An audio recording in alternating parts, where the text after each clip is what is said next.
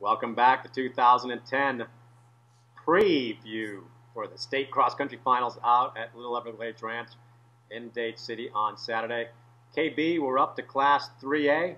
We'll talk about the girls and the boys a little bit. Let's talk about the girls first. What a great team battle we're going to have. I think everybody fully expects Lakewood Ranch and Childs to be battling it out.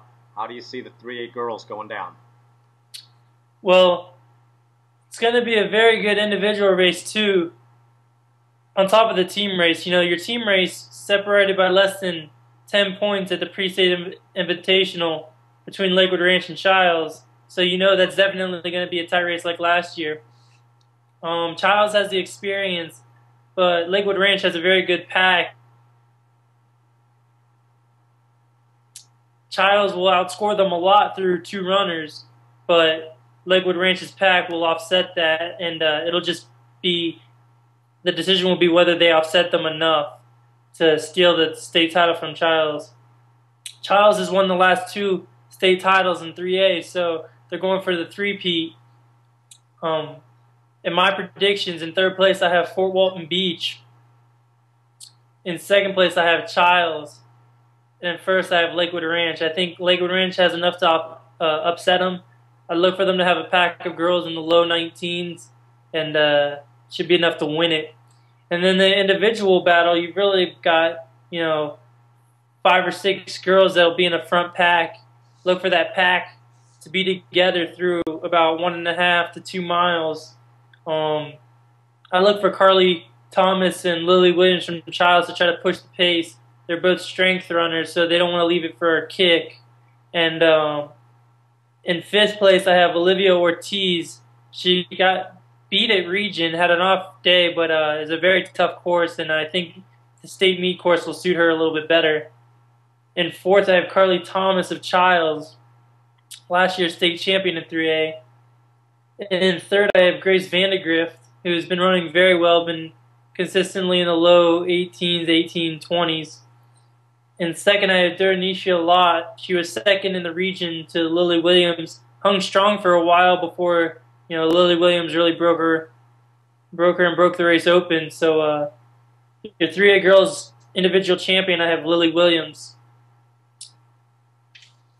And for the boys, you've really got a good wide open boys team battle. The last 3 years, Leon has had it on lock. They've won the last 3 in a row. But this year you've got Charlotte, Pensacola, Washington, Bell, and Jesuit. And, you never know what Leon's going to bring to the state meet. They've surprised us in the past. But those look to be your 3 teams. In 3rd, I have Bell and Jesuit. They have 4 team titles in their school's history for the boys.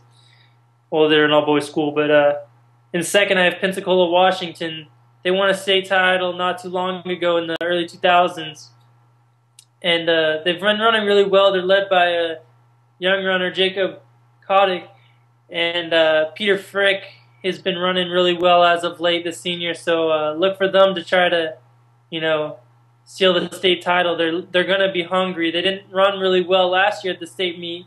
And I think they've got that in the back of their minds. They really want to, get that chip off their shoulder and prove people wrong and try to steal the state title in 3A boys. And in 1st, I have Charlotte.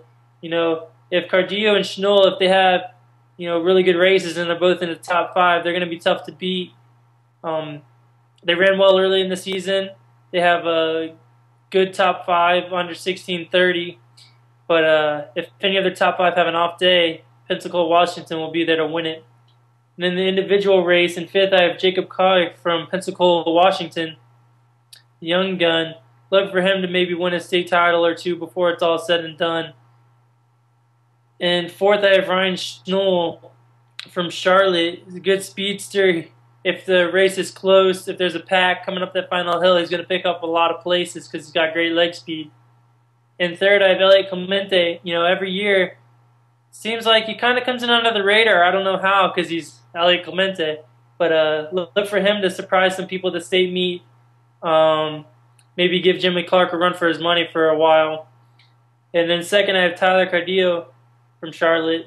Great leg speeds, running really fast, but got beat at Region. I believe he may have been taking it easy, but we'll see. And then first, you got to go with Jimmy Clark. The UF signees run phenomenal. Every year, he brings. He was 15:09 at pre-state. He'll look to challenge the 15:05 course record set by Armando de Valle, and he'd like to go out on top his senior year. Well, very interesting, KB. Very interesting. I'm going to go with the overall winner in girls 3A. I think she has a little redemption on her mind. She's going to remember coming up the Green Monster last year and losing out to her teammate Carly Thomas. I'm going with Lily Williams for the win. And I'm also going with Childs for the win in girls 3A. I'm going to go with the experience of Coach Gowan. I think he's got his girls ready to run. Lakewood Ranch, they've had a great year, but I'm going to go with Childs for the girls 3A title. Now on the boys' side, there is no Kamal Caroso in the state meet to kind of break up that top 5. That's going to open up a spot in the top 5. Here's my dark horse, KB. Carlos Miranda, only a sophomore out of Palmetto Ridge. Take a look at what he did at the regional last week, beating Cardillo, Schnill, and Stafford, some great runners down in southwest Florida. Look for him to be in the top 5. And I think this is the first opportunity we see with Jimmy Clark getting the win, being pressured by Elliot Clemente. He's not going to hold back. I think the state meet record for 5K, not 3 miles, but the state meet record for 5K goes down. It's presently at 15:02. I think it's beaten by just a little bit and then pressured later on by 4A guys. Alrighty, let's take a break. We'll be back with the final class 4A in just a little bit.